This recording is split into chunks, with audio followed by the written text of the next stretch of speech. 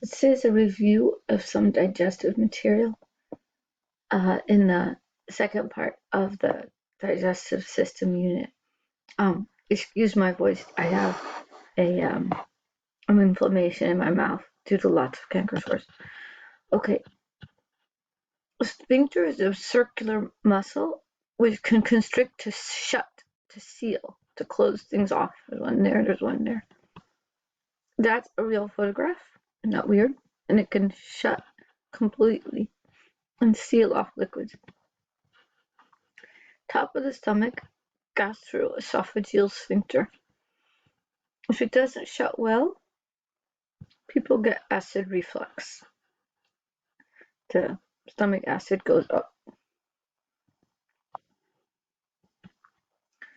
There are 2 layers of smooth muscle you probably remember in the whole digestive tract for peristalsis. In the stomach, there are 3. 1, 2, 3.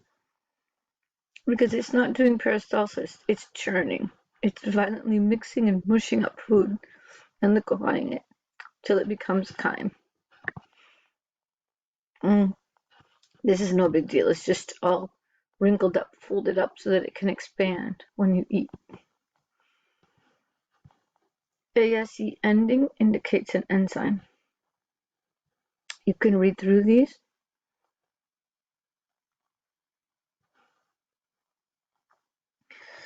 And then try to answer this question. I have the answer on next slide. Notice that the pancreas makes all 3 enzymes. I call it the trio of enzymes for the 3 major nutrients, carb, protein, lipids. The pancreas makes them all. The pancreas does no digestion. Where does it send them? The small intestine, where the majority of digestion occurs. But notice also this and this. Right? Carb digestion, protein digestion in stomach. Okay. This is a really tricky but cool concept. Okay.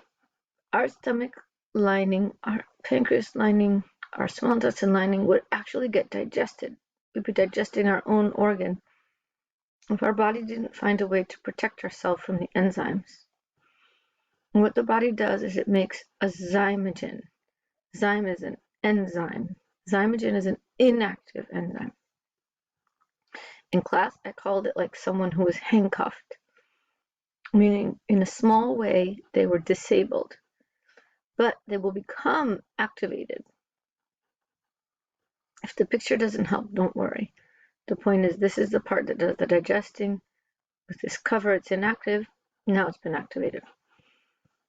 The concept is interesting to learn. The only specific zymogen we learned is pepsinogen. Pepsinogen is in the stomach, and the HCl activates it, meaning it makes it active and able to start digesting. And that happens when it's near food, so the stomach lining is protected. This is a good thing to read and to look over, general ideas. There's a lot of stomach secretions. Do not worry about this.